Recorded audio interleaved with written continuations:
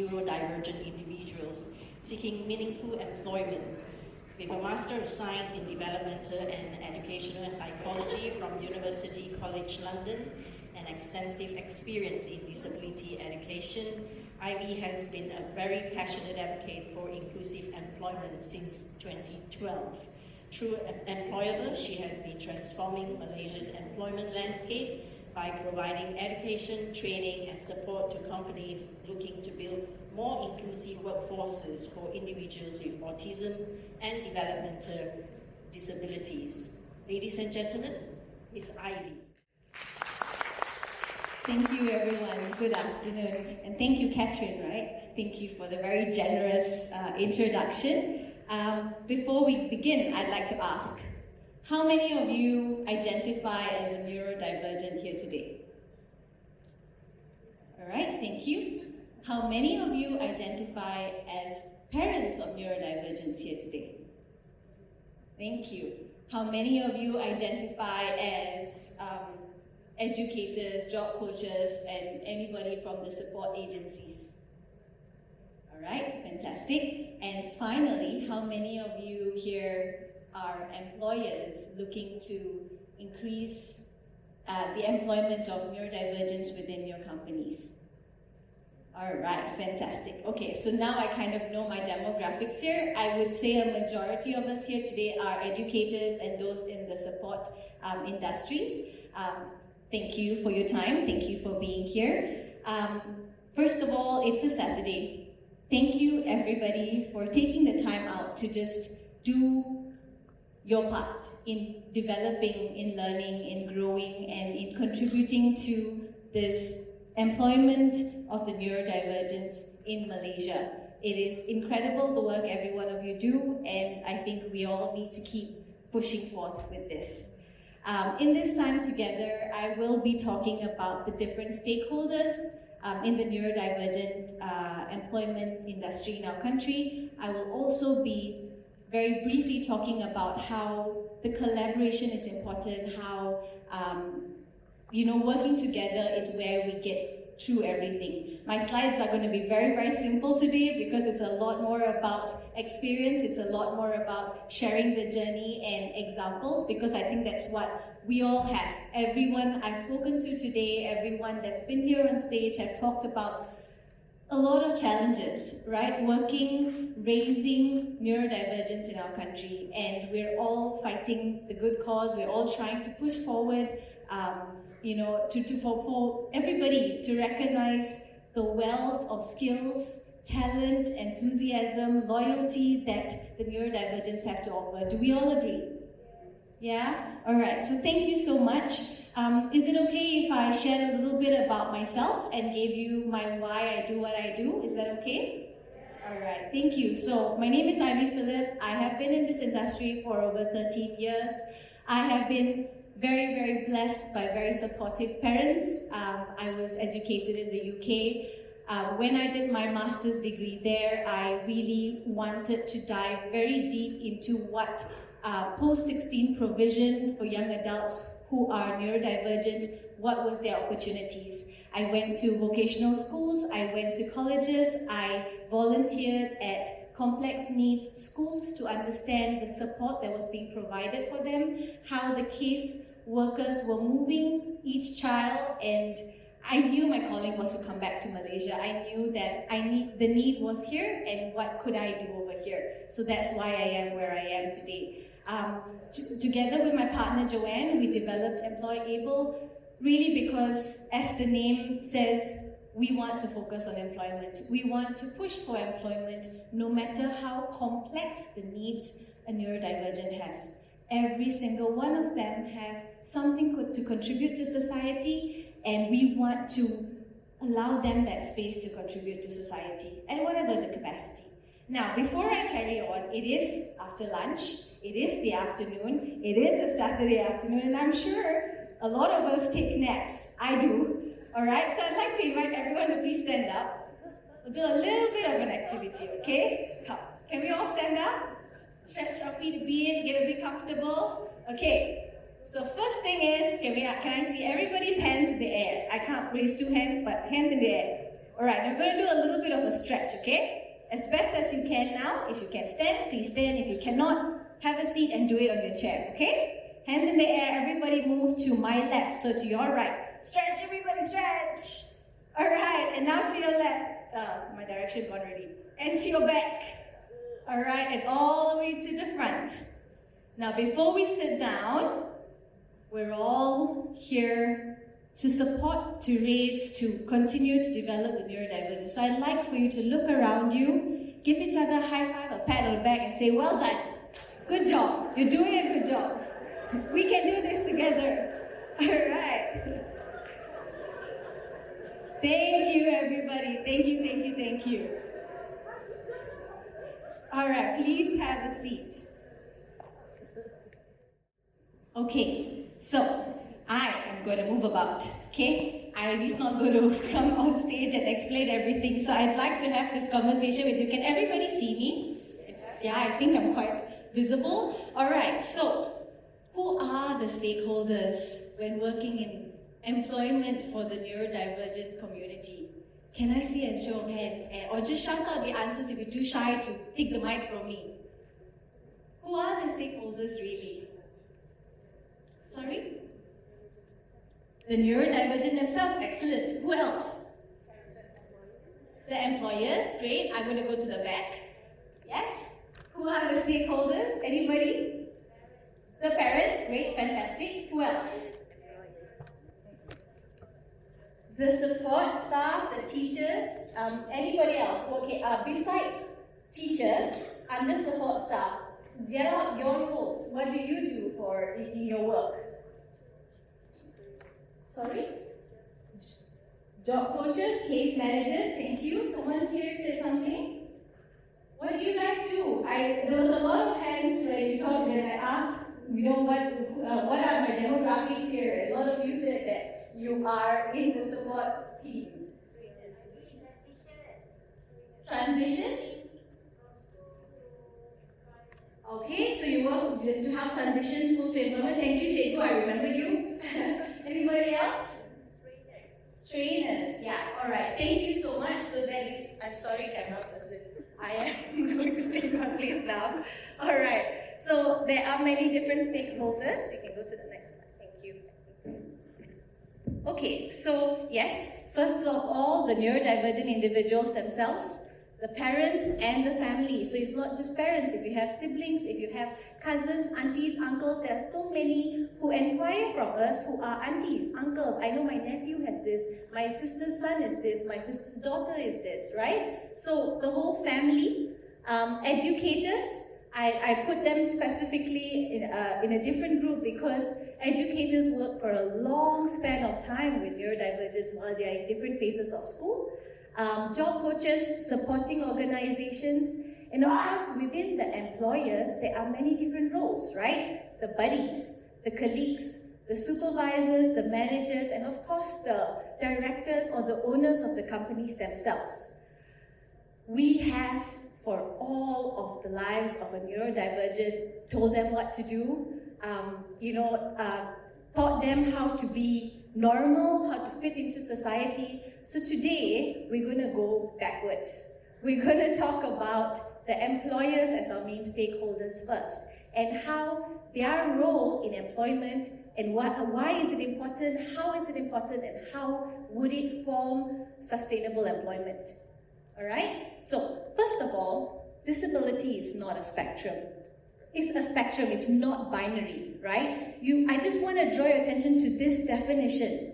Ability is functionality, right? And barriers are created by us, it's created by society, and that's what results in disability.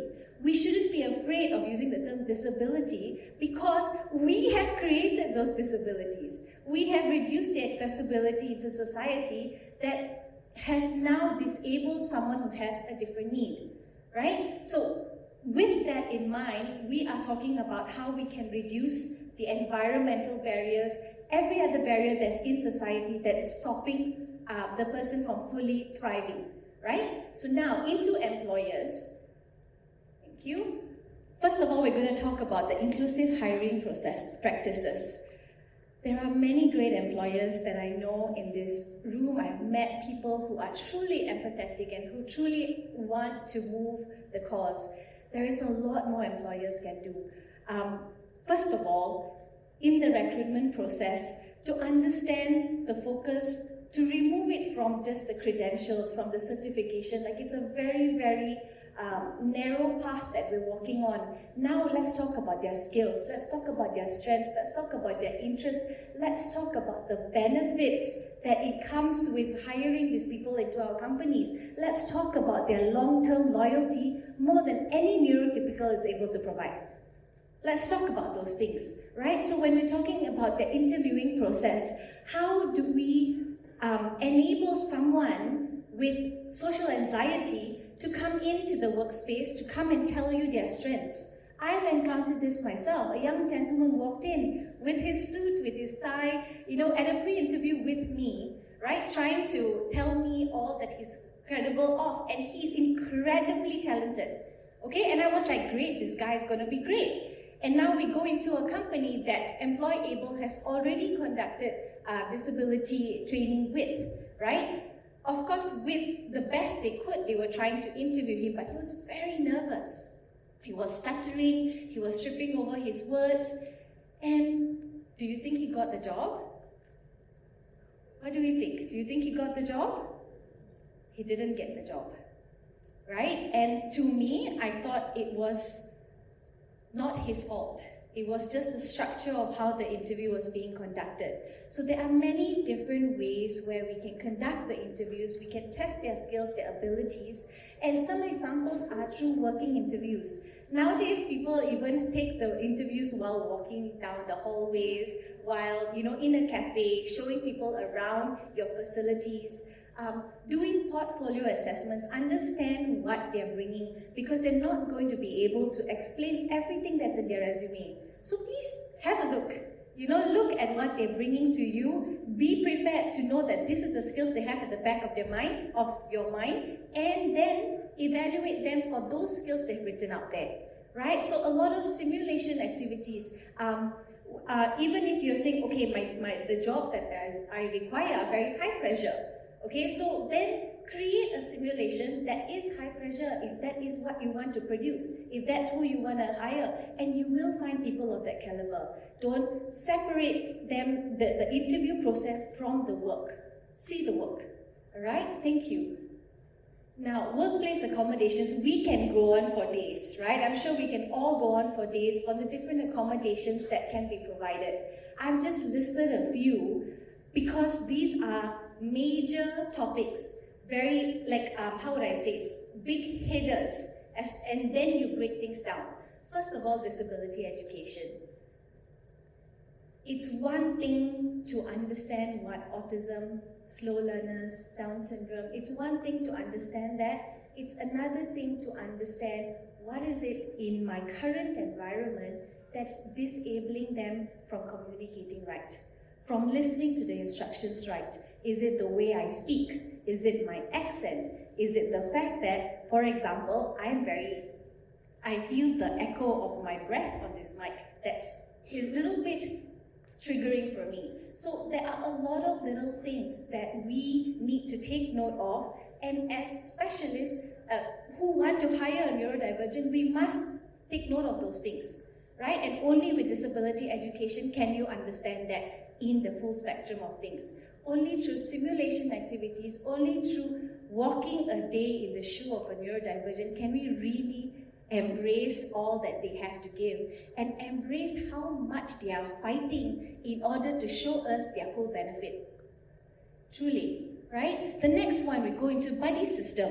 Now, it is very well understood that friendships, maintaining friendships, building friendships, regulating friendships do not come very easily for our neurodivergent people, for the people in our community, right? Having a buddy system within the workforce enables a neurodivergent to now feel safe with one person. When they feel safe with one, that one helps them build a friendship, build a circle of support. If you come in and immediately like, okay, supervisor comes in, this is your role, this is this, and they have to figure everything out on their own, that's when it gets hard. Okay? With buddy system, this one I want to talk about because I recently did a corporate training for a hotel, and all of the head of departments came in. Unfortunately, to start off, they came in very reluctantly, okay, because it was compulsory training for them by their superiors. But by running simulation activities, by walking them through those experiences that we conducted with them, they understood how difficult it is for a neurodivergent. And at the end of the 2-day training, the quietest person in the room, always sitting at the end of the table, she raised her hands and she went like, so since we have all the head of departments here, people who can call the shots, can we actually implement something where incentive is given to the buddies? To give them an extra boost that, hey, I'm doing good, my company is appreciating this, by the quietest person in the room. And that is achievement, right? And that is, you want to move the neurotypicals in the world who do not yet understand our disabled friends, we want to move them to action. That's the purpose of disability education. That's the purpose of the buddy system. Thirdly, job coaching support. Everyone here has reiterated how important it is. Even the most capable person would do with a little bit of help breaking things down to a manner they understand. It's a new environment, it's a new boss, it's a new job, it's a new responsibility, it's getting to work on time, it's waking up on time, it's dressing on time. A lot of things are in the factor. When you have a job coach, the job coach helps you through that process. All right? Flexible work schedule. With MCO, I think this has been a lot easier to do. Right? People have now become more comfortable with it, and we should try and advocate for more of that if it is possible. Low arousal workspaces. Now, this is what I talked about with the environment. This is what I talked about with everything, all the elements that affects a person in fully thriving. I, for one, need an absolutely quiet space before I do anything in front of people because I get a lot of social anxiety. I just need to be able to just sit and be. That's what I need, but that doesn't make me make my needs so extreme one. It's just little changes within our workspaces. And finally, how we give our instructions, whether it's written manuals, whether it's an audio recording, whether it's a video recording, don't we think that if you, let's for example, take a factory role, okay? If you have a manual, whether it's written, with visuals or just auditory, if you prepared that, won't that make everybody's life easy whenever there's a turnover of staff? It doesn't just have to be a neurodivergence toolbox. It's for everybody. And that's what I talked about by making the workplace accessible for everybody. If you make these changes, if you allow for these policies, if you allow for these differences, you allow for everyone to be comfortable. Just now, Dato' Ras was talking about all the inequalities that's being experienced by a disabled person in our country. Let's talk about equity, not equality, yes, not equality, thank you. That's a great part. But yes, not equality, but equity, right? Let's allow everybody to be able to access things and work and move and be as they are. Right? All right, thank you. Next slide. And finally, for the employers, retention and support. Now, you've worked through all of that. You've given all these accommodations. You've made it so accessible. Great. Now you have a staff that's lasted more than 6 months. The goal is sustainable employment. The goal is retention. The goal is supporting them through everything else that they're going to be experiencing. Okay? So, frequent conversations with job coach and buddy. Now, the job coach is going to come in, the buddy is going to be there, but support the whole team. Let everybody feel heard. Let there be a continued conversation. For example, we have a job coach, an off-site job coach. We have buddies, and we have superiors for this individual. Okay? As best as they can, the people around this particular neurodivergent have tried their best to accommodate to him, to be, understanding of all the circumstances, and when they couldn't, they contacted the job coach. Okay, so when the job coach went in, the situation was not very complex. It's just that he needed to understand when and where he could use, when and where could he get his private time, when and where could he, take breaks and things like that. But the thing was that the buddy and the colleagues didn't know whether it was impolite to correct him there and then. Didn't know whether it was, right or not for them to be firm with him. And then the job coach just goes in, hey, don't worry about it. Treat him like everybody else. If he's made a mistake, correct him.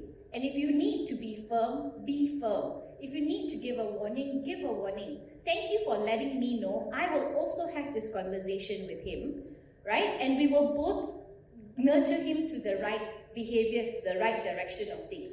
That's what needs to be done, all right? Mentorship programs. Now, I am here because I don't just advocate for equal pay, I also advocate for promotions. If a neurodivergent deserves to be promoted in a position, give it to them. If a neurodivergent has shown abilities to be able to take on specific roles, and you realize that they've gotten better and it's expanded, give them the opportunity for a promotion. If you're giving a neurotypical a mentorship program to become the leader for the next step, give the neurodivergent that equal opportunity. Let them see that, hey, I am also being treated right, and hey, I have this opportunity. They will show you they're committed to it. Constant conversations between superior and neurodivergent. Sometimes even the colleagues, even the buddies, they can feel a little bit alone. It can be quite a daunting task for some, and when you as employers have a conversation with them, they feel a lot more appreciated. Okay, and they're also your staff, so you need to look after the well-being of everybody else. So make sure that everybody is okay. And finally, counseling and mental health support. I have a neurodivergent who lost his job because he has depression, he's on medication, it's already been informed to the company, right? They knew prior, I went in, I trained them, I told them what is expected. I also told them that I cannot guarantee that he will turn up to work every day. There will be some days where he absolutely cannot show up. Is it okay if it went on unpaid leave? Is there a way within your company where he could do specific things or some arrangements can be done to allow him a few days off? Doesn't have to come under the medical leave, but let him, he will not take a salary for those days, so he'll come under unpaid leave. It was agreed upon, right? So everything was very clear, but after the second time that it was done, the company couldn't handle it as well, so they had to let him go. So that also needs to be explored and invested in. Now, mental health is not just a neurodivergent challenge. Every one of us is undergoing it today. The world we have today is quite interesting, right? So if you can enable that for a neurodivergent, you can enable that for the rest of your team, and there can be a system of support that is provided. Whether they go and see in-house counselors, whether they whatever it is, right? They're able to do those things. So that is for the employers. Now for the job coach and supporting organizations. I just want to say that the job coach's role is to bridge the gap. The job coach only comes in to help the neurodivergent connect with the company, with the supervisors, with the buddies, with the role. The job coach is not there to be the main person who gives the neurodivergent their job scope, who follows up with them, who gets their goals done. That's not the role of a job coach. The job coach enables a person who is neurodivergent to work through everything within the workforce. So as you can see, the job coach breaks down the job scopes. They make it into bite sizes because the job coach now understands the neurodivergent better than the employer. So then the job coach educates the employer on the neurodivergent, their needs, their strengths, what is possible for them, right? And empowering self-advocacy. Sometimes it's just a reminder that they're not, the neurodivergent isn't always coming to the job coach for approval. They're just trying to get some information. So you tell them, hey, that's a good point, why don't you tell so-and-so, and let so-and-so help you with that, right? And to encourage, again, open communication, to enable the supervisor, the people above, to understand that, hey, it's okay, I can talk to this person just like I talk to everybody else. You're trying to normalize the neurodivergence and not make them so, in everybody's mind, so difficult to reach, but they're really not so difficult to reach. So the job coach is there to do that. And finally, to have challenging conversations. Inevitably, in work and life, there comes circumstances where things get complicated. There comes things that you don't even, expect to have. For example, relationships. An interest in another colleague, giving the right gifts to colleagues. These are some examples that I am, just throwing out that is very real. It's very real. They all have emotions. So there are challenging conversations, and it's okay to have the job coach come and step in and come and support for that. Employers, feel free to come and reach out to the supporting agencies, because there are ways that we can help you and them navigate this journey. All right, thank you. Next, the educators. A lot of you are educators in this room. The educators spend the most time with a neurodivergent child, or any child for that matter, right? You're raising them, you're nurturing them, you're developing all the skills that they have and don't have. So as educators, your role is to begin the conversation of employment, no matter how young, no matter how, to me, I really see the fruits of teaching a neurodivergent from young. Hey, look, that's a job. This is a job. Oh, you like cakes. You like baking cakes. Let's look at this job. Oh, you like computer skills. Okay, let's look at coding. Let's look at, you helping mommy do specific things. Helping, teacher do specific things. You evaluate the child in front of you. You allow that child to grow their interests, their strengths, and you nurture those things in a manner of looking into employment. The reason why I say it's important educators talk about employment, you might say that the children that you look after are 7, 8 years old, but children are so bright. They catch on to things very, very quickly, and if you start them young, they start thinking of money differently. They start thinking of personal safety differently. They start thinking of safety in general, right? There is so many aspects to work and independent living that is very complicated for our neurodivergent. If we teach them to take responsibility of themselves from young, you can be sure that to the level that they are capable, they will take care of themselves when they're adults. We have to try to do it when they're young. And begin the conversation with parents. In our years, and I say our because for mine and Joanne's years of teaching, we've had so many parents so afraid of work because you're so afraid of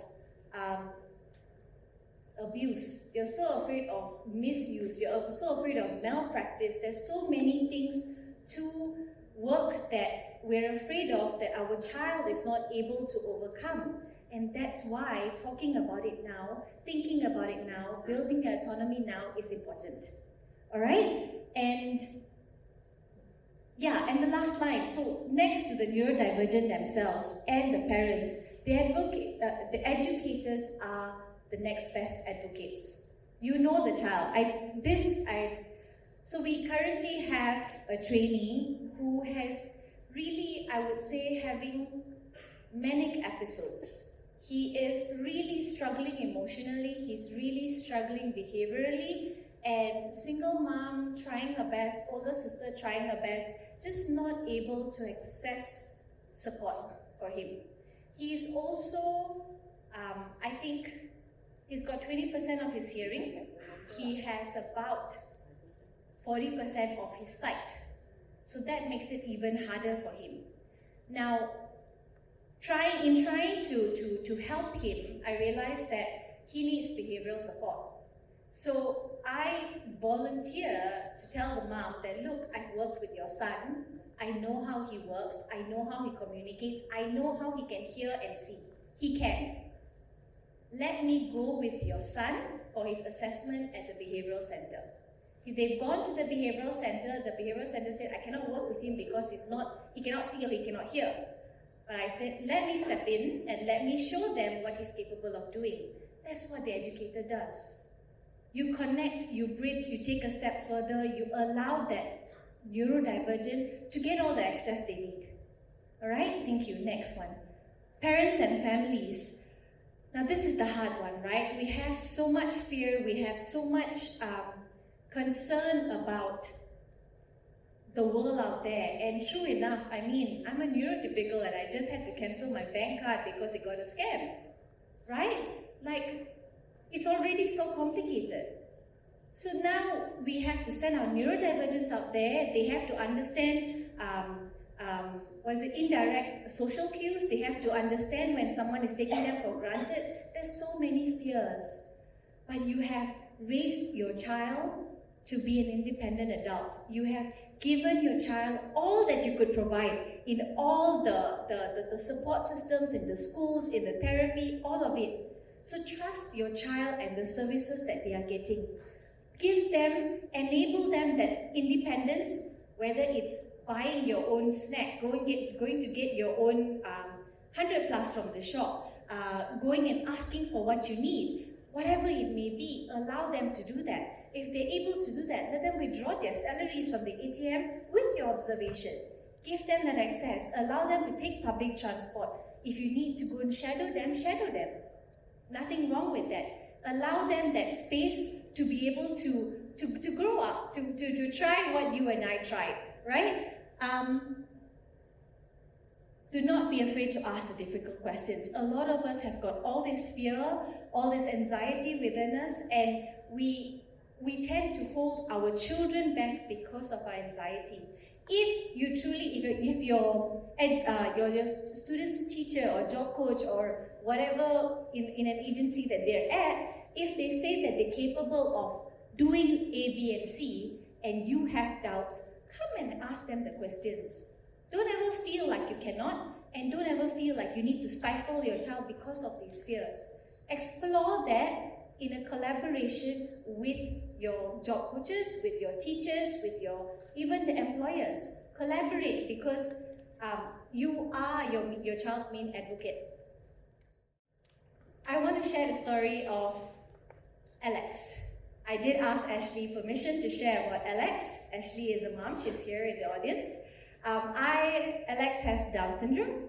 Alex started dabbling with baking from when he was very young, right? And when he was 4 or 5, that's when he started kneading, that's when he started understanding and exploring more about baking. At 11 years old, Alex launched Alex Bakery. Today, thank you. Much louder applause sounds good too. Today, Alex is 14. Alex has a successful bakery. Alex is doing great. I personally have never met Alex. But in every post that Ashley posts, in every sharing, I see the joy in him. I see the pride in the fact that he's running his own business. I see the independence, the confidence in his smile. He's carrying that name with a lot of confidence. And that's what I want to encourage more parents to do. Don't be afraid. Your child is young, don't be afraid. Don't limit them. Explore it together with them. See where you can go, see what you can do. All right? And finally, we talk about our neurodivergent talents themselves. You have ambition. You have dreams. Voice it out. If one person doesn't listen to it, get somebody else to listen. If the next person doesn't listen to it, continue shouting it from the rooftop. And there are so many of us who are ready to help you, who want to get you there, so come reach out, right? Understand your strengths, your interests, your career ambitions. It doesn't have to be only when you're an adult that you start thinking about these things. Be curious, ask the questions, feel free to go with all the whys that you have. Ask everybody who's willing to answer that questions for you. Communicate your needs. If you're in work, if you're already there and you feel very stifled, you feel very taken for granted, let others know. Janwan will be coming on stage later at the next panel. Janwan is a brilliant young man who's very passionate with his work. He experienced a lot of maltreatment in his previous workplace. But he was never quiet about it. He's never been shy to share about it. And that's what we need. Don't ever feel like if something's uncomfortable, it's actually normal. It's not. Speak about it. Make sure you're heard. Make sure you get places that make you feel valued. Right? Be willing to engage with support that's provided. Be willing to explore when someone's putting it in front of you. Hey, these are your options. Would you be willing to look at it? Have a look at it. And don't give up hope. Never ever give up hope, right? Keep striving, keep doing better, keep being. There is so much that every one of us has to do, has to play with in order to get more neurodivergence into employment. And I think we just have to keep pushing because they have an incredible story to tell. And before I finish, I'd like to invite a very, very wonderful young lady. She's blessed me in many ways. She is very talented. I am very proud of her. And I'm going to now invite her on stage. Can we all welcome Aisha Jamaluddin?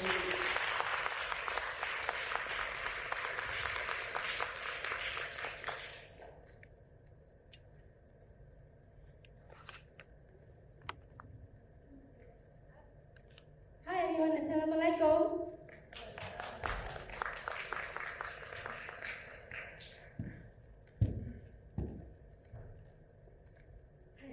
Hi, Assalamualaikum. My name is Aisha Jamaluddin, and I have been a motivational speaker ever since I was in high school and I graduated. And now I'm an alumni right now, so I'm very happy to become who I am today. So today, I'd like to share a little bit about my journey and where I am. I am a neurodivergent young adult that's turning 22 this year. I am currently undergoing an employment readiness program, and I have shared a lot of my victories and challenges in this life.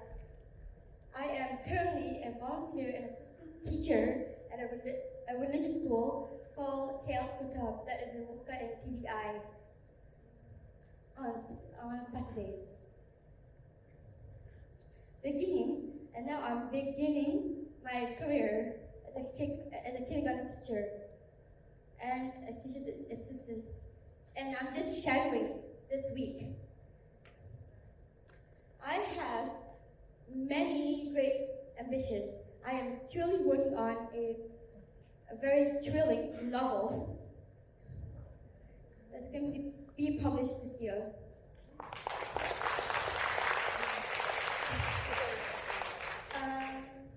And I've been enjoying speaking in front of everyone, and I have strived in this field, and I've been an advocate in Malaysia, and I am so inspired for a lifetime to do this today as a tax assistant. I would like to give my parents a big shout out.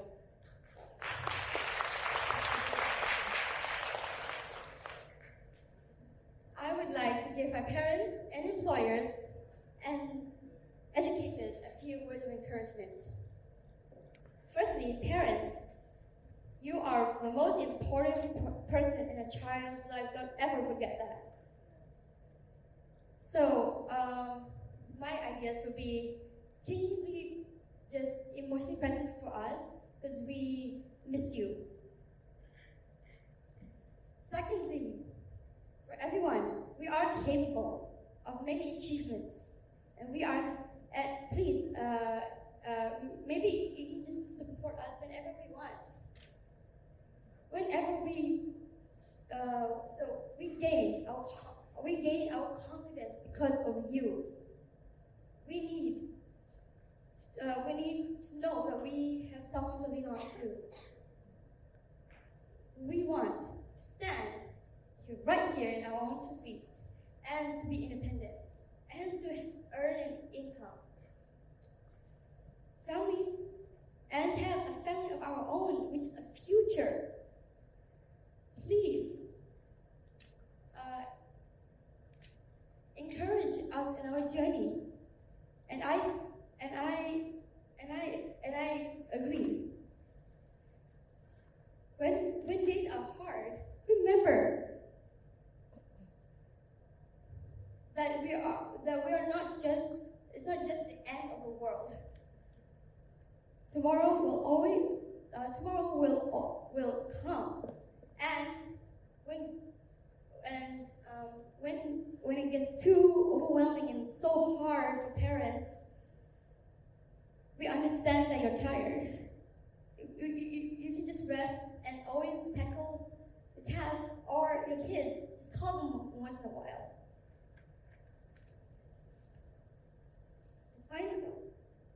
Finally, please don't compare your child with a label or anything else, because we are not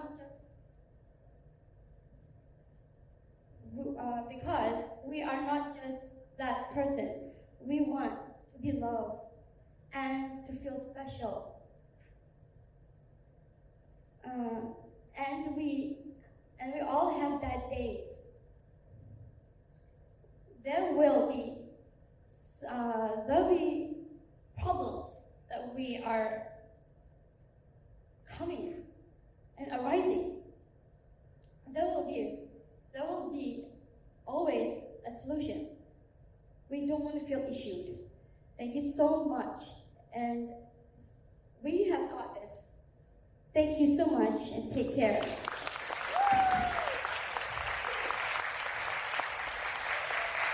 All right, so that's a message from Aisha as a representative of our neurodivergent community. They want to say that they're capable of so much. There's so much they want to give. There's so much they have to share. So listen to them, be with them, and carry on this journey. Thank you. Thank you, everyone. That was a really excellent presentation. Thank you so much. Now, if Ivy, may I ask you to remain? I'd like to invite our organizing chairman, Desiree Kaur, to come to the front to present you a token of appreciation.